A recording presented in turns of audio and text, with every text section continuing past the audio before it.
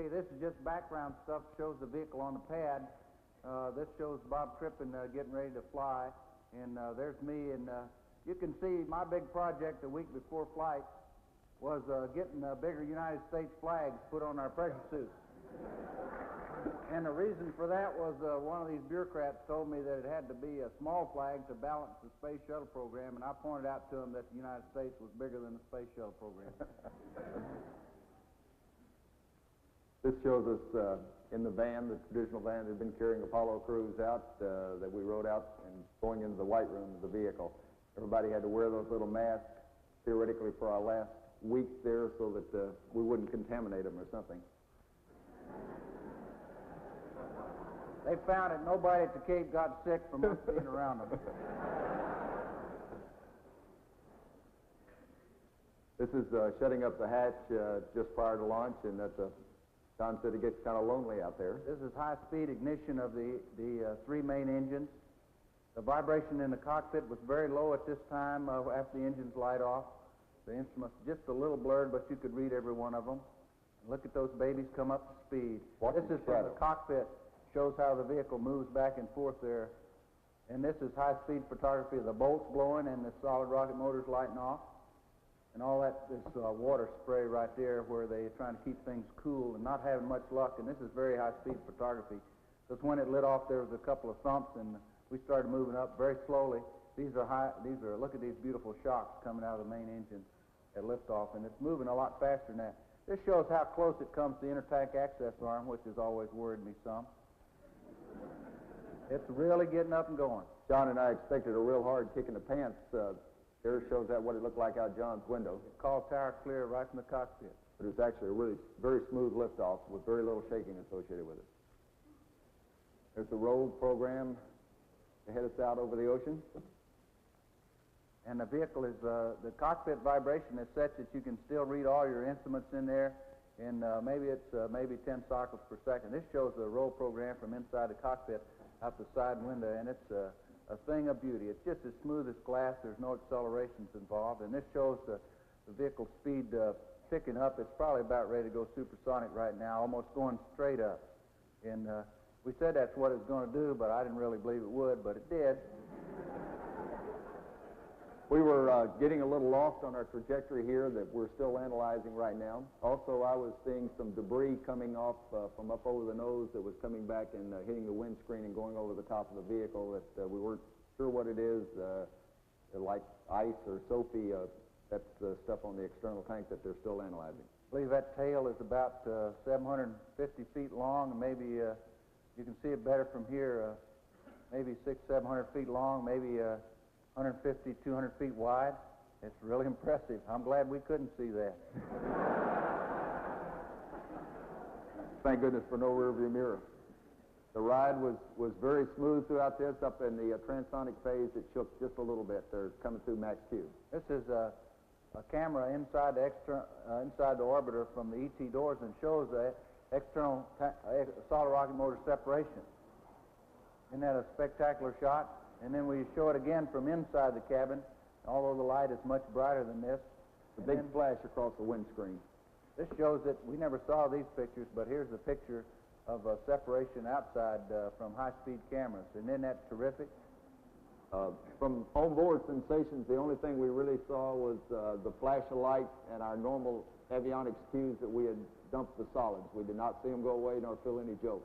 We're less than 1 G right after separation, transverse Gs, and this baby's just chugging along, and it's just as smooth as glass, that ride is. Here you see some particles coming by John's window, a couple of white objects. There went one that was indicative of the kind of stuff that we'd been seeing throughout the flight.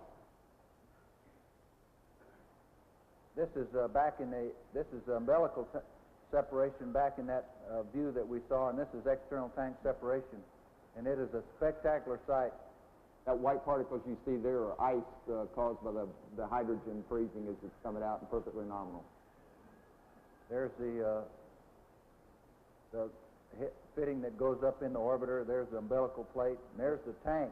And as you can see, all this black material there, that's the way the Sophie works. It chars and turns black. So there's a high heating area in there, and it really caught it. And there's another place that's sort of discolored up here toward the nose of the tank. There was supposed to have been a tumble valve actuate to start the vehicle tumbling, and it did not work. And from our standpoint, it gave us a much better view of the tank. You'll also see the nose discolored. It almost looks like the nose is it's got all the sulfate gone from it, because there's a sort of metallic color there, but that might be bright sun. Yeah, we're not sure of that, and people are analyzing that still. This is a scene of me climbing out of the seat. All of the operations associated with the suit and the seat while you're in zero-G are much easier to handle than it is down here on Earth. I'm just stuffing the helmet in a little bag along with the gloves so that we can tuck them away.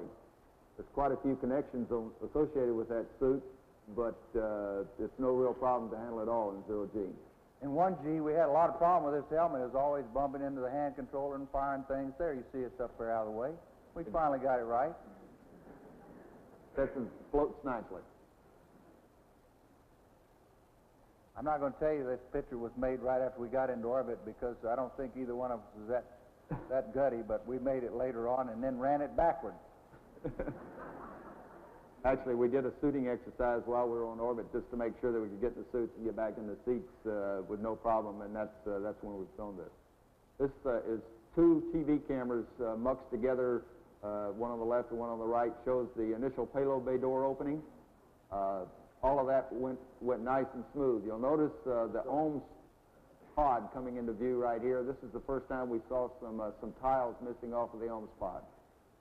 You notice the door kind of hesitates when it opens, too. It did this in a fixture on the ground, and they told us, well, that was due to the fixture. That's the way the door really works. The camera on the right is an aft camera looking forward. You can see the windows coming. The one on the left is a forward camera looking aft.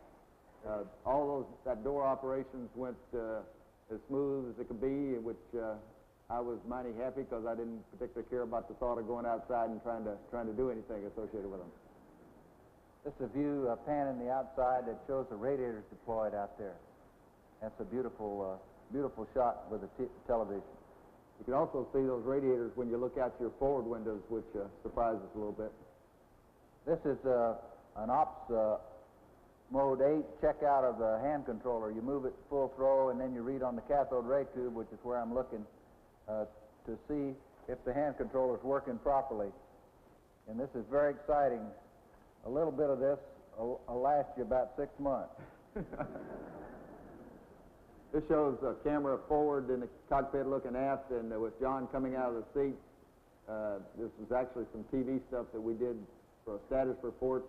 Pretty good indication of the kind of problems we have with some of our comm lines, which you had to work pretty hard to make sure you didn't get tied up in those things. And we stayed tied up in them the whole flight. The government is now looking at wireless mics that I think will really improve the capability of the crew to operate. As you can see there, I'm having to hold mine next to my mouth so I can talk to people. This is a shot down on our mid-deck storage area where we had all of our stuff stowed, and this was actually just after the press conference, or not press conference, after the conversation we had with the Vice President. Zero-G is something else. That is something that all of you should have an opportunity to experience. It is really fun. You know, if you could do that in your living room without breaking your leg, you sure would. There's no problem trying to restrain yourself anywhere down there. I'm in the process here of changing out one of our LIO canisters, which is used that we run the air through to take out all the CO2 and any contamination. It's a very easy job. We had a couple of troughs down there where we stow LIO canisters, and you could just fit your legs down in there and kind of push them apart, and it restrains you very nicely. Look at this. It shows the mobility that we have down the mid-deck. People thought we needed restraint systems to tie ourselves down in there. You don't need any of that. Now watch this mobility that Bob has when he kicks off and goes up to the top side. Boy, I'll tell you, if that isn't the neatest thing in the world. The thing about it is you don't really go flying around. You need to move a little bit slowly, otherwise you'll end up banging into something, but there's no problem controlling yourself any place you want to go. Try that in one gravity and see where it gets. You see, I just was wearing my socks there. I never put any shoes on while you're on orbit. I don't like to when I'm in the house either, so. This shows what the television will show you out the window, and shows what a great view those spectacular windows gave us. Here's another television view of the Earth.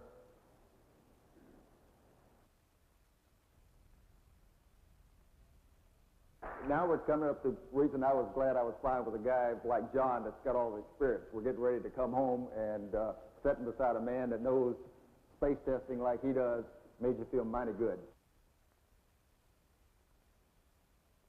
We're shutting the doors, and all of that again went just like we wanted it to. There were no problems at all associated with it.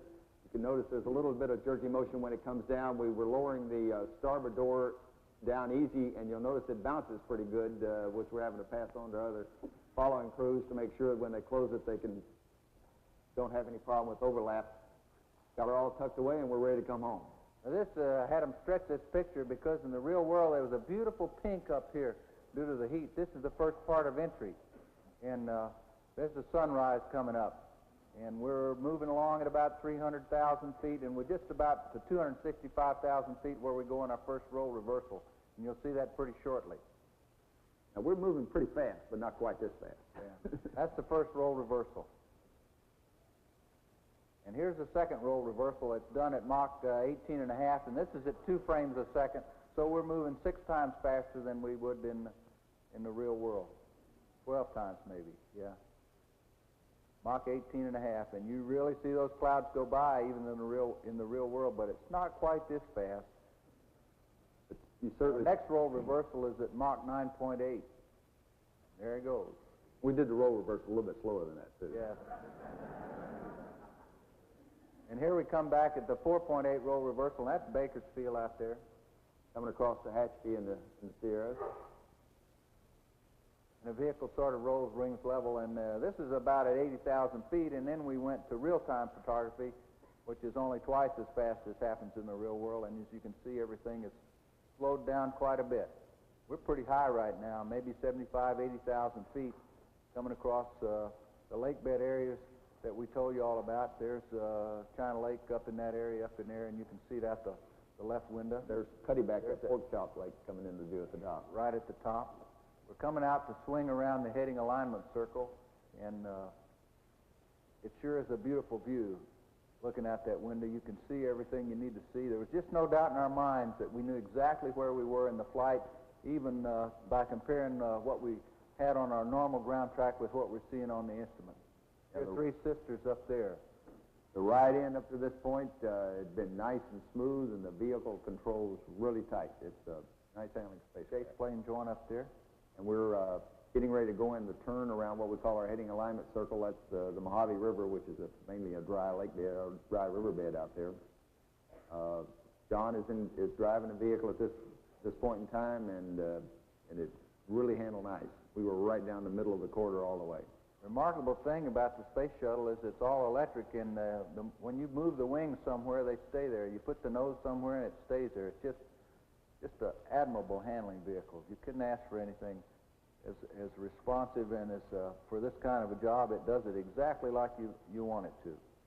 Couldn't have ordered a better day for coming back in. We could have navigated visually all the way from when we hit the coast, which was just a little less than Mach 7 up south of the San Francisco area, all the way down to the San Joaquin Valley to the Edwards. It was no problem knowing where you were at any time.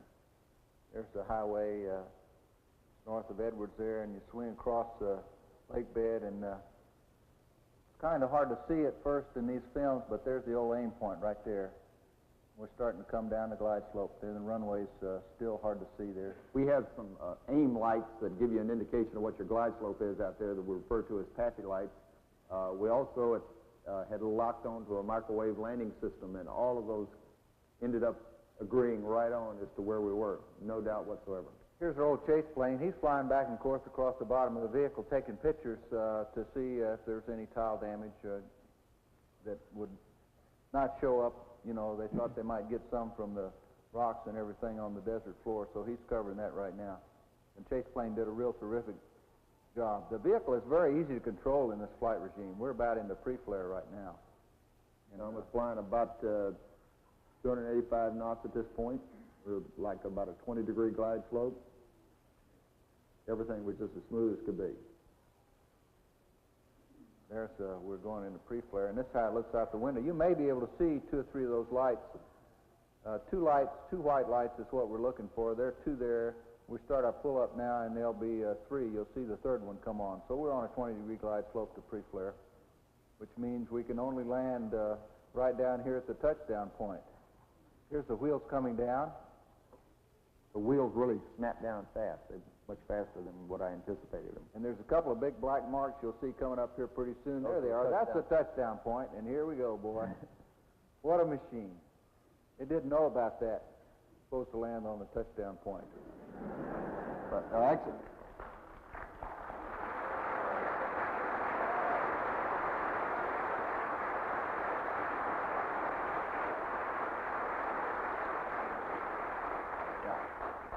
you should understand, John was not trying to touch down on the touchdown point. What we were trying to do was to find out what the real deceleration and touch down about on an airspeed, which was about 185 knots. And all of the ALT flights and this one ended up landing long, which looks to us like we have a little bit more lift capability than what had been predicted. And we rolled right up here so Kennedy Space Center's recovery team could get a hold of us and hook the coolant up as fast as possible. We rolled into the runway intersection. We did that on purpose, so we hardly used any brakes on this rollout, and there's the vehicle sitting, and she is a beauty. That's, believe it or not, the weight of that vehicle right there is about right around 99 tons. I keep reading where it's 150,000 pounds or 80 tons, but that one right there is 99 tons. That's quite a performance thing to return from orbit with 99-ton spacecraft and get her back all in one piece, I think.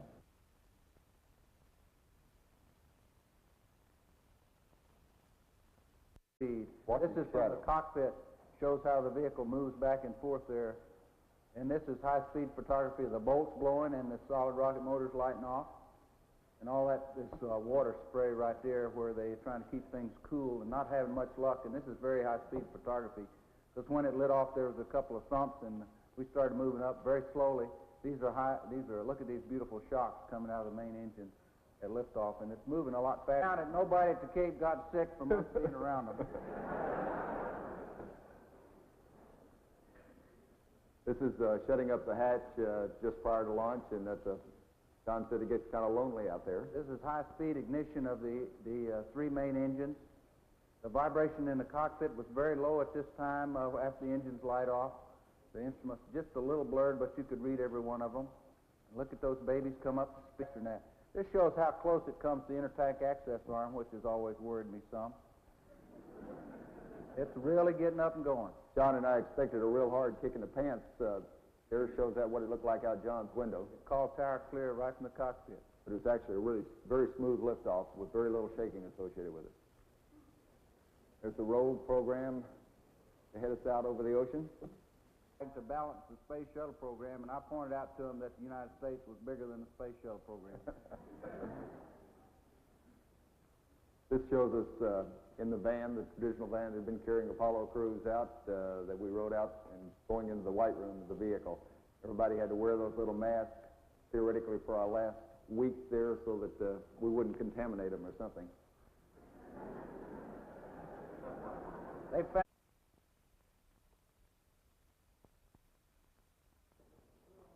Okay, this is just background stuff. Shows the vehicle on the pad. This shows Bob Crippen getting ready to fly. And there's me. And you can see my big project the week before flight was getting bigger United States flags put on our pressure suits. And the reason for that was one of these bureaucrats told me that it had to be a small flag.